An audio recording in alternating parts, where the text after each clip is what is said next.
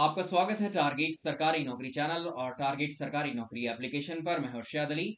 आज के इस वीडियो में हम चर्चा करेंगे उत्तर प्रदेश की एक बेहद महत्वपूर्ण परीक्षा की, जो है खंड शिक्षा अधिकारी ब्लॉक एजुकेशन ऑफिसर बीईओ की।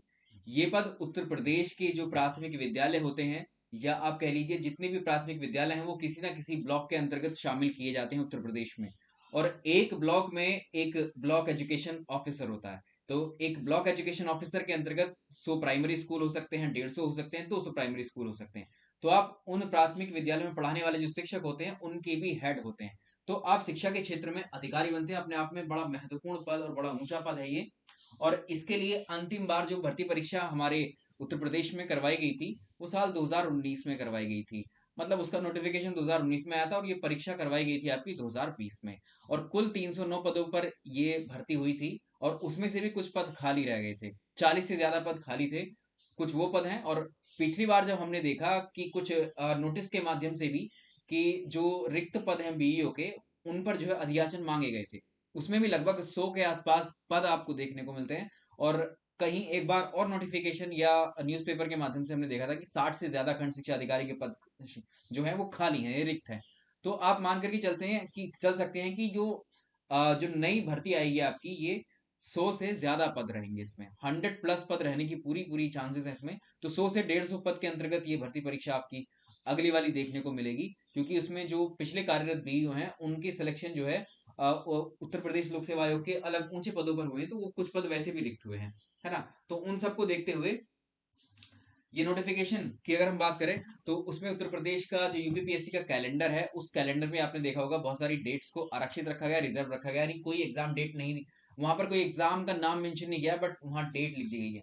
तो खंड शिक्षा अधिकारी हैं, समीक्षा अधिकारी हैं, ये जो परीक्षाएं हैं, इनके ये जो प्रस्तावित हैं, और ये जो है आपकी परीक्षाएं उन्हीं कैलेंडर के अकॉर्डिंग, उन्हीं डेट्स पर ये प्रस्तावित होंगी।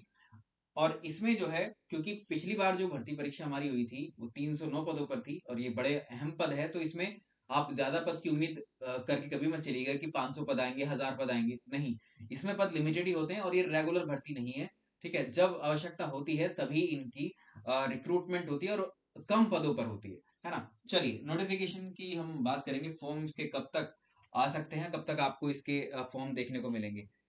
देखिए, इसमें जो है पदों का जो विवरण है, रिक्तियां हैं, या आप देखेंगे समय समय पर हमारे सामने आती रही हैं। और इसमें ये भी अनुमान है कि जैसे चुनावी वर्ष का हम आकलन कर रहे हैं, तो इस साल जो है आपकी ज्यादा परीक्षाएं हो सकती हैं लोक सेवा आयोग की तरफ से, चाहे उत्तर प्रदेश सरकार के आयोग तरफ से जो भी आयोजित होती हैं। तो इसका नोटिफिकेशन अगर हम बात करें, हमने इसकी पिछली बार भी चर्चा की थी 2022 में। तो इसका ऐसा लग रहा था कि जनवरी या दिसंबर में जो है नोटिफिकेशन 2022 में आ सकता था, लेकिन वो नहीं आया। कैलेंडर में इवन समीक्षा अधिकारी तक को मेंशन नहीं किया गया अभी। तो ये बीईओ को भी नहीं मेंशन किया गया है। तो ये पद समीक्षा अधिकारी भी आएगी और बीईओ, दोनों भर्तियां आनी है ये आपकी। एलटी ग्रेड की भी खाली है, वो भी आपकी आनी है। लेकिन वो सारी डेट्स प्रस्तावित हैं, रिजर्व हैं। किसी न किसी डेट पर जब भी जो है अधियाचन इनका मिल जाएगा। मिल तो चुके हैं अधियाचन, लेकिन बस नोटिफिकेशन अभी इनके रिलीज नहीं हुए, इन पर काम चल रहा। तो इसमें नोटिफिकेशन आप मान करके चल सकते हैं अभी। लेकिन जल्दी भी अगर नोटिफिकेशन आया तो तैयारी में इसको ज्यादा समय आपको नहीं मिलेगा, एकदम से ही परीक्षा हो जाएगी आपकी। ज्यादा मैक्सिमम जो है 2 से 3 महीने आप मान भी सकते हैं। तो इसमें आप मार्च का अनुमान लगा सकते हैं कि मार्च तक जो है ये फॉर्म आपके आ सकते हैं। मार्च तक भी नहीं आए और उससे ज्यादा भी टले तो ये जून तक, अगर जून तो बहुत लंबा समय हो जाएगा, उससे पहले ही आपको इस भर्ती के बारे में कोई ना कोई पॉजिटिव न्यूज आपको देखने को मिलेगी।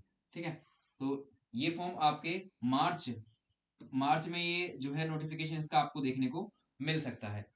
इसके अलावा जो योग्यता है, योग्यता पर बात कर लेते हैं। चलिए, योग्यता के बारे में बात करते हैं। इसमें एलिजिबिलिटी क्या चाहिए, एक तो योग्यता को देखेंगे। एज लिमिट क्या होनी चाहिए ये चेक करेंगे। और कितनी सैलरी इसमें मिलती है, एग्जाम पैटर्न क्या है, और इसमें बुक्स के बारे में या नोट्स के बारे में कहाँ से पढ़ करके आप इसको जो है सही डायरेक्शन में अपनी तैयारी को ले जा सकते हैं। चलिए, सबसे पहले ये तो हम डिस्कस कर ही चुके हैं नोटिफिकेशन के बारे में। तो पिछली भर्ती जो थी, पिछली भर्ती आपकी 2019 में इसका नोटिफिकेशन आया था। 309 पद थे उसमें, और उसमें भी अगर आप देखो तो 40 से ज्यादा पद खाली रह गए थे। 40 से ज्यादा पद वो खाली हैं। 60 के लिए एक बार जो है हमने देखा है, न्यूज़पेपर के माध्यम से आया था, 60 पद खाली हैं, 100 तो यही हो जाते हैं। उसके अलावा और भी अधियाचन देखा तो 100 के आसपास सब पद थे। तो हम इसको जो है 100 से 150 पद मान करके चल सकते हैं कि इतने पदों के बीच में ये भर्ती आपको देखने को मिलेगी खंड शिक्षा अधिकारी की। ठीक है, पद तो रिक्त हैं, कई बार आ चुका है, और इसके लिए आप तैयारी आप अपनी शुरू कर सकते हैं बिल्कुल, क्योंकि आपको यूपी में अगर ये भर्ती, यूपी में अगर आपको जॉब पानी है तो ये बहुत अच्छी भर्ती आपके लिए साबित होगी। नेक्स्ट देखेंगे, योग्यता के बारे में बात कर लेते हैं। एलिजिबिलिटी बहुत ही सिंपल है इसकी, ज्यादा से ज्यादा लोग इसमें आवेदन कर सकते हैं। वो किस लिए? क्योंकि इसमें जो है ग्रेजुएशन के बाद, तो ग्रेजुएशन तो सिंपल है इसमें, ग्रेजुएशन के साथ बस एडिशनल आपको बीएड होना चाहिए। तो बीएड आपको इसमें चाहिए, कंप्लीट चाहिए बीएड भी, ठीक है। अपीयरिंग वाले इसको नहीं भर पाएंगे, बीएड जिनका कंप्लीट है। तो खंड शिक्षा अधिकारी आवेदन, इस पद के लिए आवेदन करने वाले अभ्यर्थी को जो है बीएड या फिर एलटी डिप्लोमा जो है वो आपका होना चाहिए। तो इसमें बीएड अपीयरिंग वाले आवेदन नहीं कर पाएंगे, साथ ही जो बीटीसी डीएलएड हैं वो भी इसमें आवेदन नहीं कर पाएंगे। एक तो ये हो गई इसकी एलिजिबिलिटी, ठीक है। इसमें कोई आपको टेट नहीं मांगा है, कोई सीटेट नहीं पास मांगा है, और कोई इसकी योग्यता नहीं रखी गई है। इसके अलावा इसकी आयु सीमा, एज लिमिट की बात कर लेते हैं। तो एज लिमिट जो है इसकी न्यूनतम जो है 21 वर्ष होनी चाहिए, और मैक्सिमम जो है ये 40 वर्ष होनी चाहिए। बाकी जो एज रिलैक्सेशन मिलता है SC STs और OBCs को, वो वैसे ही मिलेगा, इसमें ऐड कर लेंगे आप उतने ही वर्षों का रिलैक्सेशन।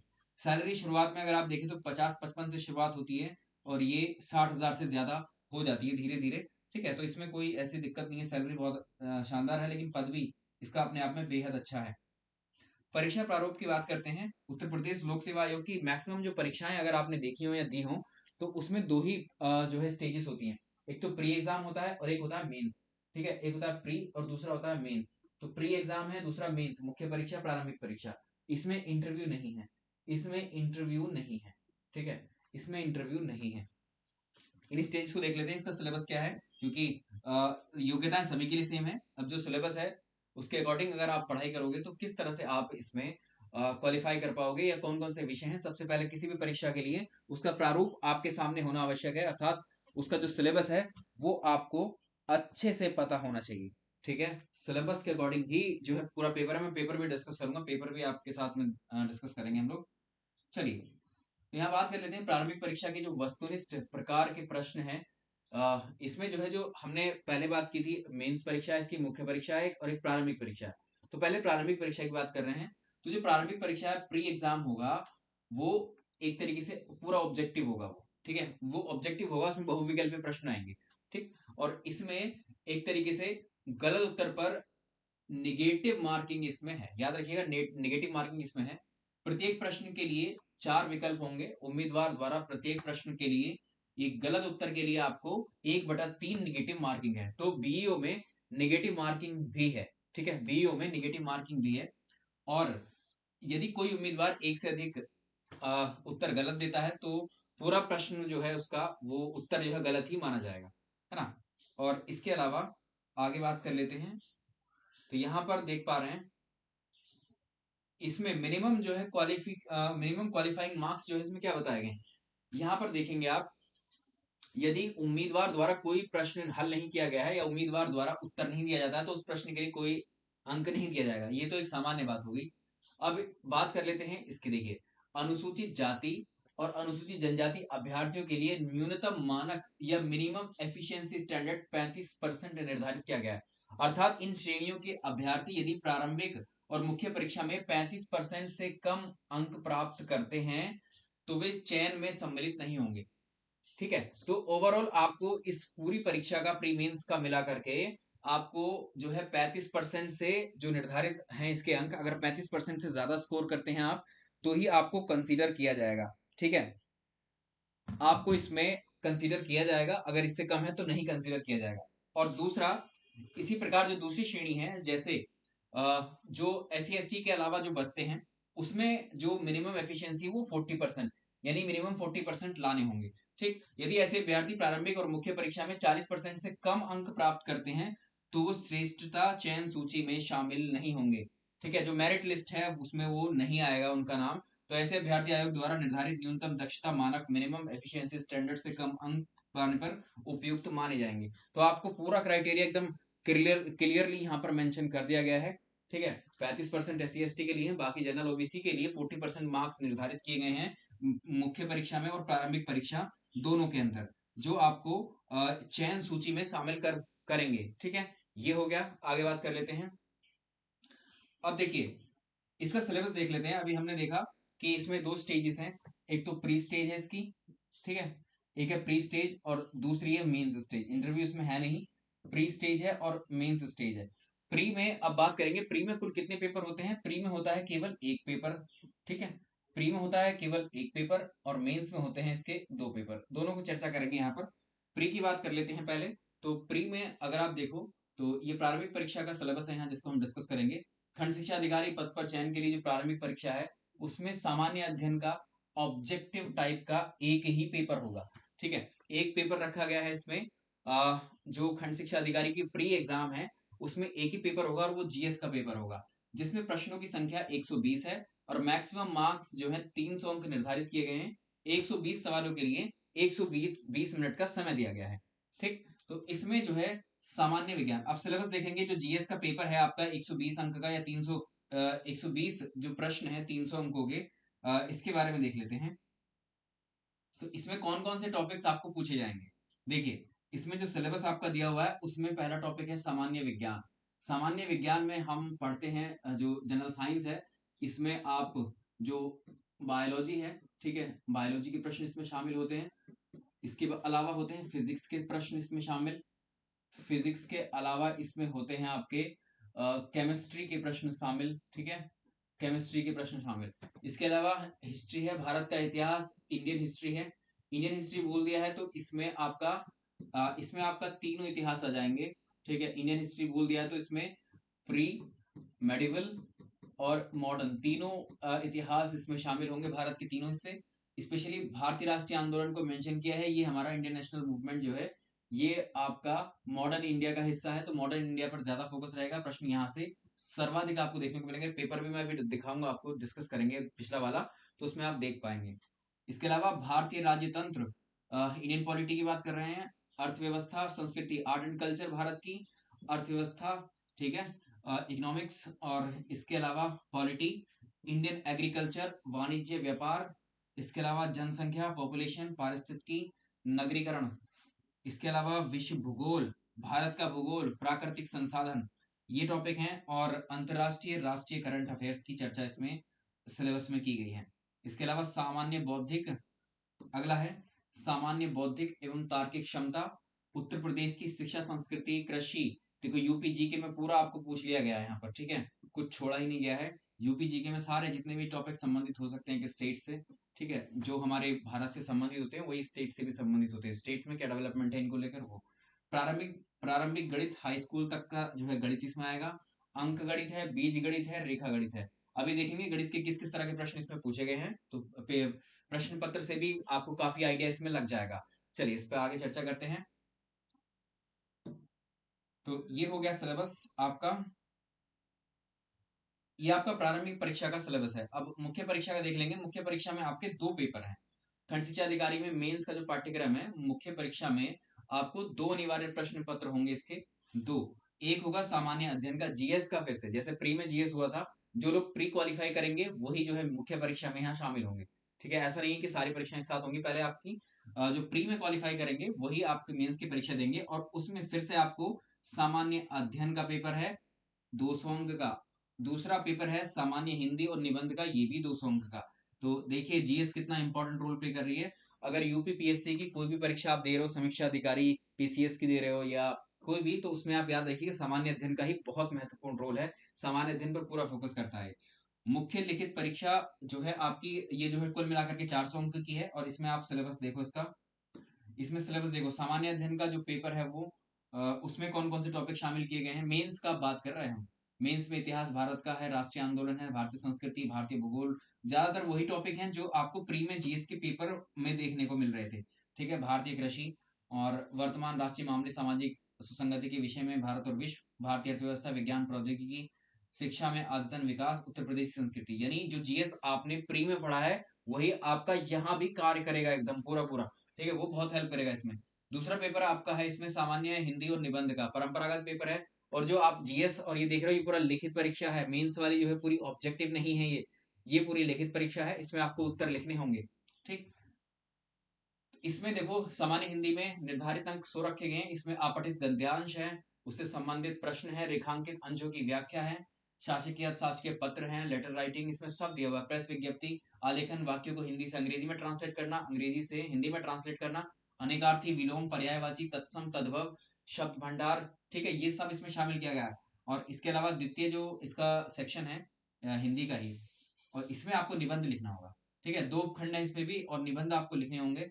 इसमें साहित्य संस्कृति पर आ सकता है निबंध, आपको राष्ट्रीय विकास योजनाओं पर हो सकता है, राष्ट्रीय अंतर्राष्ट्रीय समसामयिक जो समस्याएं होती हैं उन पर हो सकता है, विज्ञान पर्यावरण पर, इनमें से आधारित कोई भी आपको पूछा जा सकता है निबंध। तो ये प्री मेंस की आपने देख लिया किस तरह से होती है। तो इसमें हमको क्या समझ में आया, यहाँ पर हमें समझ में आ रहा है कि जो प्री एग्जाम है, ठीक है, जो प्री और मेंस है उसमें जीएस का बेहद महत्वपूर्ण इंपॉर्टेंट रोल है, उसमें जीएस का महत्वपूर्ण रोल है, ठीक है।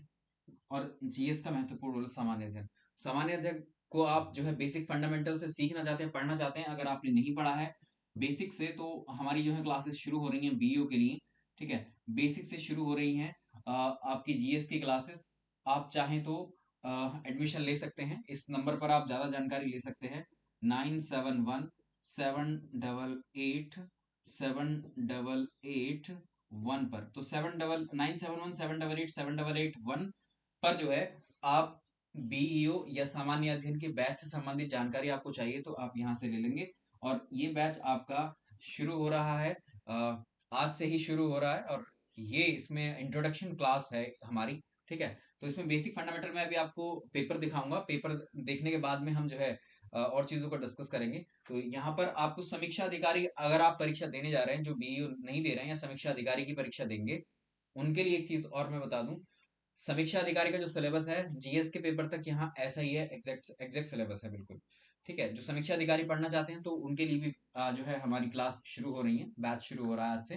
तो आप उसके लिए भी यहाँ पर जो इच्छुक हैं, जो बेसिक फंडामेंटल से चाहते हैं कि बेसिक किसी विषय के आपके सही हो जाएं, और परीक्षा में जो प्रश्न जिस स्तर के आते हैं उस स्तर की आप तैयारी यहाँ पर कर पाएंगे, ठीक है। तो आप मुझसे जुड़ सकते हैं, 9717888788, ये व्हाट्सअप नंबर है, इस पर कॉल के माध्यम से, व्हाट्सअप के माध्यम से आप जानकारी ले सकते हैं, ठीक है। चलिए अब आगे बात करते हैं।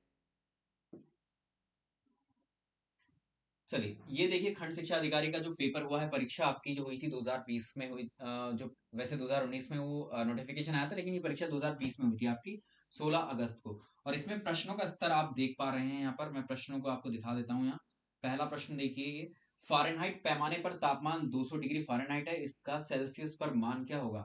कौन सा टॉपिक है ये, कहाँ चला गया ये टॉपिक, ठीक है, टेम्परेचर, ये टॉपिक, ये आपका फिजिक्स या केमिस्ट्री से जुड़ जाएगा, ठीक है। ठीक, इसमें जो स्केल्स वगैरह हैं तो ये एक तरीके से साइंस से आपका जुड़ रहा है, ठीक है, ये आपका टॉपिक साइंस से जुड़ रहा है। और इसमें आपको हम यहाँ जनरल आइडिया लेंगे, यहाँ पर मैं आपको ये सॉल्व नहीं करा रहा हूँ, ये मैं आपको बाद में प्रैक्टिस करवा दूंगा, ठीक है इसकी।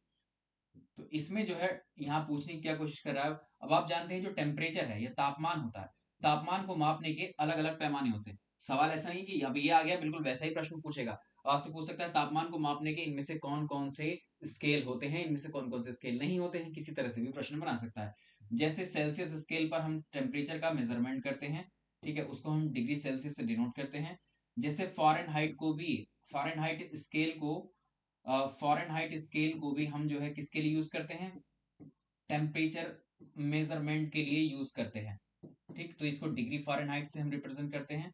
इसके अलावा केल्विन, केल्विन जो स्केल है इसको भी हम टेम्परेचर मैनेजमेंट मेजरमेंट के लिए यूज करते हैं, ठीक। तो यहाँ पर डिग्री यहाँ पर मेंशन होता है, यहाँ डिग्री होता है, लेकिन केल्विन को हम सीधे के से लिखते हैं, यहाँ कोई डिग्री का सिंबल इसमें नहीं लगता है।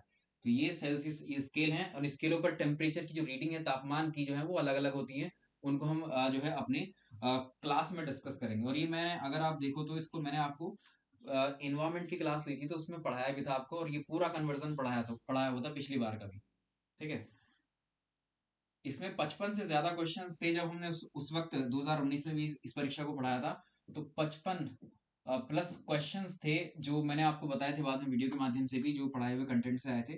चैनल पर इसकी क्लासेस हमने आपको दी थी, पढ़ाया था इसको बहुत अच्छे से, और थ्योरी मैंने आपको चैनल पे पढ़ाई थी, प्रैक्टिस मैंने आपको करवाई थी। इसमें देखो क्वेश्चन आ गया, उपाधियों का निषेध, धार्मिक मामलों के प्रबंधन, अल्पसंख्यकों की भाषा, शिक्षा का अधिकार, ये सब कहाँ जुड़ रहे हैं आर्टिकल, सारे ही पॉलिटी के हैं। पॉलिटी तो आपको समझ में आ ही रहा है, फंडामेंटल राइट्स हैं, ठीक है। और मतलब जितने भी आपको बिल्कुल एक बेसिक से हम लेके चलेंगे पॉलिटी में भी, साइंस में भी, किसी भी विषय में, ठीक है। तो ये सारा उसी के अंतर्गत आ जाएगा। बहुत सिंपल है, बहुत आसानी से आप सीख पाओगे, मैं आपको ये सारा करवा दूंगा। नेक्स्ट बात करते हैं। अगला देखिए, ये प्रश्नों को आप देख लीजिए, बस ऐसा नहीं है कि इसको हम सॉल्व करेंगे यहाँ पर, फिर एक आइडिया आपको लग जाएगा, ठीक है। मैथ्स के क्वेश्चंस में आपको दिखाता हूँ मैथ्स किस स्तर का आता है। आप देख रहे हैं यहाँ पर, देखो वहां पर रीजनिंग के प्रश्न भी पूछे हुए हैं आपसे। रीजनिंग के प्रश्नों को पूछा हुआ है रीजनिंग के, तो रीजनिंग भी ज्यादा टफ नहीं है, बहुत सिंपल। आपकी जो अल्फाबेट्स होते हैं उनका क्रम आपको याद करना, आप एक बार में ही सीख जाएंगे, एक बार में बताऊंगा तो ऐसे कम से कम कई सारे प्रश्नों को आप सॉल्व कर लेंगे एक ही मेथड पर। इसके अलावा यहाँ देखिए, ये सीरीज है, सीरीज में कौन सा नंबर मिसिंग है आराम से कर लोगे। यहाँ सीरीज है, ठीक है, इसमें आपको बताना है। ये सिंपल होते हैं, बहुत ही सिंपल लॉजिक पे बेस होते हैं ये, इनको करा देंगे। फैमिली ट्री का क्वेश्चन है, ये रीजनिंग का सेक्शन है, ठीक है, रीजनिंग का सेक्शन है। अब इसमें देखो राइसीना डायलॉग है, इसमें आपको थीम पूछ लिया है, थीम पूछ लिया है, तो ये उस वक्त का करंट अफेयर्स का क्वेश्चन है, उस साल का, तो ये आ गया आपका। और यहाँ देखो ये प्रश्न ज्योग्राफी का आ गया कि भारतीय भूगर्भ, ये करंट अफेयर्स और ज्योग्राफी दोनों का प्रश्न है, मिक्स क्वेश्चन है। इसमें करंट अफेयर्स के साथ में आपके स्टैटिक को जोड़ दिया है। देखो भारतीय भूगर्भ सर्वेक्षण के हिसाब से भारत में सभी कोटि के कोयलों का उत्पादन जो है वो कितना बताया हुआ है, वो है इतना बताया हुआ है, ठीक। अब ये भारत में जो कोयले का उत्पादन है वो यहाँ पर पूछ रहा है कि प्रमाणित भंडार, एक जगह होती है हमारी रिजर्व, जहां पर रिजर्व ज्यादा होते हैं, और दूसरी जगह जहां से हम उत्पादन ज्यादा करते हैं, ठीक। तो ये भी शब्दों का हेर फेर करके जो है प्रश्न बनाता है। तो आधे से अधिक दो राज्यों में ही होता है, उड़ीसा झारखंड, ठीक। तो ये स्टैटिक को जोड़ दिया इसने, करंट को स्टैटिक से ये एक तरीके से जोड़ रहा है ना, क्योंकि ये डेटा तो हर साल बदलता है ना भाई। कोयले का उत्पादन, किसी भी खनिज का उत्पादन हमारा देश अगर कर रहा है तो हर साल उत्पादन होता है, तो हो सकता है पिछले वर्ष से ज्यादा उत्पादन हो इस साल, या पिछले वर्षों से कम उत्पादन हो, तो ये डेटा चेंज होता है। तो करंट को ये जोड़ रहा है किसके साथ में, आपका स्टैटिक के साथ में भी जोड़ने की कोशिश कर रहा है ना। तो देखो नेक्स्ट बात कर लेते हैं, अगले प्रश्न पर आओ। यहाँ देखो जनसंख्या की दृष्टि से द्वितीय और तृतीय तृतीय क्षेत्रफल की आपको बताना है राज्य में से कौन सी जनसंख्या की दृष्टि से तीसरे और दूसरे और तीसरे स्थान पर है। ये सारा आपको मैंने जनगणना में पढ़ाया था पहले भी, ठीक है, पूरी पूरी पीडीएफ आपको अवेलेबल करवाई थी उसमें देखो। और उसमें जो आपने, अगर आप मैंने पर्यावरण की जो वाली क्लास देखी होगी आपने मैराथन, उसमें नौकरेक मानस ये सारे जहां जहां है वहां वहां के बताए, इनकी इनकी फीचर्स, इनकी विशेषताएं भी बताई हुई थी मैंने। जैव आरक्षित क्षेत्र जो हैं या जितने भी नेशनल पार्क हैं, उनके पूरे कॉन्सेप्ट को मैंने डिटेल में आपको डिस्कस किया था। आगे बात कर लेते हैं। भारत में नगरीकरण के संदर्भ में देखो सिलेबस में नगरीकरण लिखा हुआ था, तो जनगणना पे प्रश्न आपको दूसरा प्रश्न देखने को मिल रहा है। हीमोग्लोबिन पर प्रश्न पूछ रहा है, इसका मतलब बायोलॉजी के प्रश्न उसने डाले हैं, बड़े अच्छे अच्छे प्रश्न हैं। देखो पीएच वैल्यू की बात करा, एक ही प्रश्न संबंधित 3 से 4 कथन दे रहा है, उसमें पूछ रहा है कि इसमें सही वाला कौन सा नहीं है। यानी 3 जानकारियां आपके पास होनी जरूरी है, जो भी टॉपिक आप पढ़ रहे हैं 3 से 4 या ज्यादातर जानकारी आपके पास होनी जरूरी है। 2011 की जनगणना, फिर से हीमोग्लोबिन का प्रश्न है। देखो शरीर से सतह से संवेदन, पसीना बहना, जल की हानि निर्भर करती है। तो ये देखो बायोलॉजी के प्रश्न है। ये आपका संविधान पॉलिटी का प्रश्न है। मैथ्स के प्रश्न आपके आगे, मैथ्स के प्रश्न में आगे देखो, टाइम एंड वर्क पर इसको हम कह सकते हैं, एक बड़ी 6 घंटे में कुछ कुर्सियां बनाता है, तो बी बड़े 7 घंटे में कुर्सियां बनाता है। ये देखो ये मैथ्स, और हम जो क्लास अपनी शुरू कर रहे हैं, सबसे पहले हम मैथ्स की क्लास ही शुरू करेंगे, गणित से शुरू करेंगे, रीजनिंग से शुरू करेंगे। मैथ्स में जिनको दिक्कत है, गणित में जिनको दिक्कत है, रीजनिंग में जिनको दिक्कत है, उनकी दिक्कत सारी खत्म हो जाएगी, ठीक है, उनकी दिक्कत सारी खत्म हो जाएगी। तो एक तरीके से आपको देखो एलसीएम एचसीएफ बहुत आसान प्रश्न होते हैं ये इतना भी करने की आवश्यकता नहीं होती जितना इन सॉल्यूशंस में आपको दिया हुआ है। ये बहुत लंबे लंबे सॉल्यूशन है, ये आपके परंपरागत मेथड होते हैं, जिनको हम बहुत शुरुआती क्लासेस में, अपने हाई स्कूल इंटर की क्लासेस में इनको सॉल्व करते हैं उन मेथड से। लेकिन ये वैसा नहीं होते हैं सॉल्व, इनको जो है कॉम्पिटेटिव एग्जाम के लिहाज से जब आप पढ़ते हैं, तो इनको विशेष जो ट्रिक्स होती है, जो आप जल्दी कम समय में जो है इनके उत्तरों तक पहुंच सके, उससे हम कर सकते हैं। एलिमिनेशन मेथड्स को लगाते हैं हम, जो ऑप्शंस होते हैं, ऑप्शंस के अकॉर्डिंग भी हम कभी भी सॉल्यूशंस पे पहुंचते हैं सीधे सीधे। ये देखो इसमें एक्स की वैल्यू दी है, और ये पूछ रहा है कहाँ, एल्जेब्रा टाइप का क्वेश्चन, एल्जेब्रा का क्वेश्चन उसमें पहले लिखा था, अंकगणित, बीजगणित, रेखागणित, ज्योमेट्री, ज्यामिति बताई थी उसमें, तो इसमें आपको दिया हुआ है ये प्रश्न, है ना। तो इसमें आप देख सकते हैं यहाँ पर, ये देखो ज्योमेट्री का प्रश्न आ गया है यहाँ पर, ज्योमेट्री का प्रश्न ले लिया है। अब अप्रत्यक्ष कर यानी अर्थव्यवस्था पर ये पहुंच गया है, इकोनॉमिक्स पर। ये देखो, ये सीधे सीधे प्रश्न आगे। $5 ट्रिलियन की अर्थव्यवस्था उस समय को कब लक्ष्य निर्धारित किया गया था, वो प्रश्न डाल दिया था उस वक्त के करंट अफेयर्स में। और चलिए, ये तो हो गया 15वां वित्त आयोग। बहुत सिंपल सिंपल से प्रश्न इसमें आपको देखने को मिलते हैं। सिंपल भी इसको रखा गया है और इसमें अच्छे मध्य स्तर के प्रश्न भी रखे हैं, ज्यादा टफ तो नहीं हम कह सकते हैं इसमें, क्योंकि हर परीक्षा में जो है टफ लेवल के प्रश्न ऐसे रखे जाते हैं 10-15, जो आपसे बिल्कुल भी जो है बहुत कम छात्र उन तक पहुंचने की जो है पहुंचने में सफल हो पाते हैं। लेकिन ज्यादातर प्रश्न ऐसे होते हैं सिंपल से मीडियम तक जा पाते हैं, जो ज्यादातर क्वेश्चन होते हैं तो उन तक पहुंच सकते हैं। आर्य समाज है, आर्य समाज में आपने देखा आर्य समाज को किसने शुरू किया, लेकिन यहाँ पर उनकी जो आइडियोलॉजी है उस पर बात कर रहा है यहाँ पर, है ना। देखो, तो ये पूरा कॉन्सेप्ट पे जाना होगा, तो हम लोग कॉन्सेप्ट को डिस्कस करेंगे आपके साथ, कॉन्सेप्ट को डिस्कस करेंगे उसमें, ठीक है। कॉन्सेप्ट को डिस्कस करेंगे।